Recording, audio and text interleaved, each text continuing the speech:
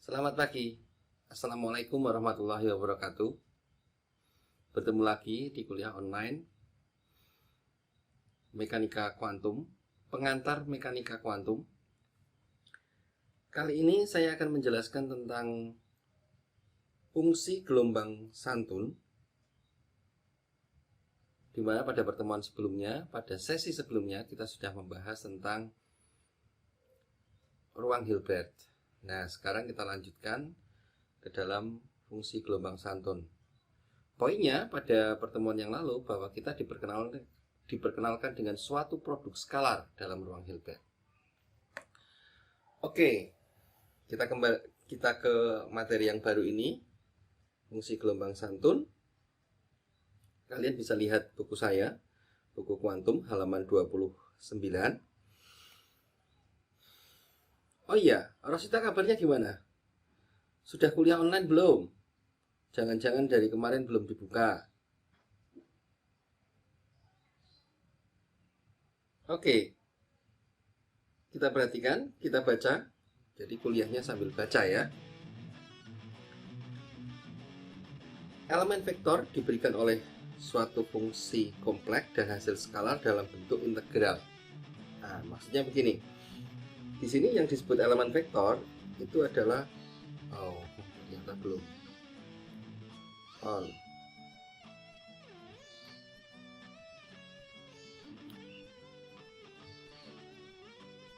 Elemen vektor itu maksudnya adalah anggota ruang Hilbert diberikan oleh fungsi kompleks, dan di sini ada hasil kali skalar, dan hasil kali skalar ini dinyatakan dalam bentuk integral. Nah, vektor diberikan oleh fungsi kompleks. Jadi kalau yang kita kenal sebelumnya, vektor itu berupa titik dalam sebuah ruang. Nah, itu juga sama, juga bisa. Tapi di sini jika vektor itu berupa sebuah fungsi yang kompleks gitu. Jadi bisa titik, bisa sebuah fungsi begitu sebenarnya. Nah, dan di situ ada hasil kali skalar atau yang pada dalam sesi sebelumnya saya sebutkan sebagai dot product. Dan kalau vektor itu berupa titik, dot produknya adalah dot product yang sudah kita kenal seperti biasanya. Dan di sini karena vektor itu bentuknya fungsi, maka hasil kali skalar bentuknya tidak lagi seperti dot product yang sudah kita kenal, tetapi bentuknya adalah integral. Oke, seperti apa integralnya? Nah, di sini didefinisikan bahwa hasil kali skalar dua buah fungsi itu berupa persamaan 3,39. Jadi C dot V adalah integral C asterik kali psi dx. Ini integral di dalam ruang ya. Nah, oke, itu bentuknya, definisinya semacam itu. Jadi tidak lagi dot product yang seperti kalian kenal, tapi di sini dot produknya adalah wujudnya adalah integral. Oke. Berikutnya, jika integral ini divergen, nah, yang dimaksud divergen di sini jika hasilnya tak hingga. Jadi kalau kita mendapatkan hasil integral yang divergen itu tidak digunakan dalam aplikasi fisika karena kita tidak bisa mengontrol itu. Berikutnya yang dipilih berarti kalau integralnya ini hasilnya adalah yang berhingga, gitu kira-kira. Hasil integral yang berhingga. Oke. Nah, fungsi dikatakan square integrable. Nah, di sini ada catatannya. Jika hasil kali skalar sebuah fungsi itu, katakanlah fungsi psi, dengan dirinya sendiri, itu hasilnya berhingga. Nah, di persamaan 3,40. Jadi, kalau dot produknya itu hasilnya berhingga, tidak tak hingga, fungsi tersebut dikatakan fungsi yang square integrable.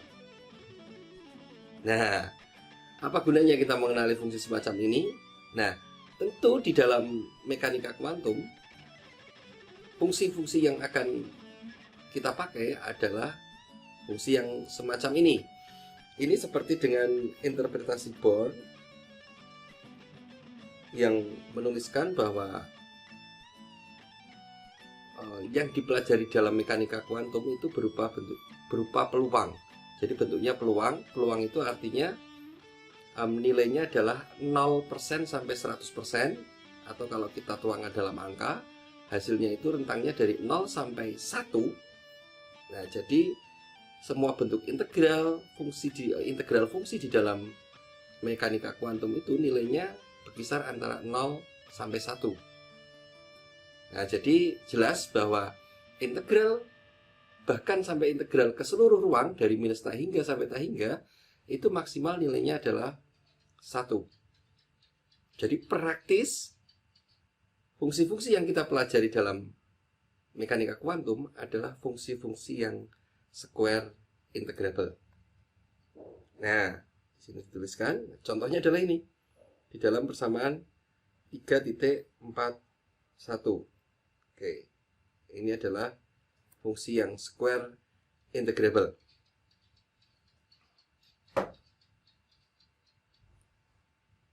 Jadi poinnya di sini, fungsi gelombang santun adalah memperkenalkan bahwa fungsi-fungsi yang bekerja di dalam mekanika kuantum adalah fungsi yang square integrable, dan fungsi gelombang tersebut adalah fungsi gelombang yang santun. Dalam bahasa aslinya dikatakan bahwa fungsi gelombang tadi adalah well behaved. Sementara itu penjelasannya, nanti akan kita lanjutkan dengan beberapa perlengkapan lainnya yang membantu kalian untuk mempelajari mekanika kuantum. Sampai di sini dulu saya akhiri. Wassalamualaikum warahmatullahi wabarakatuh.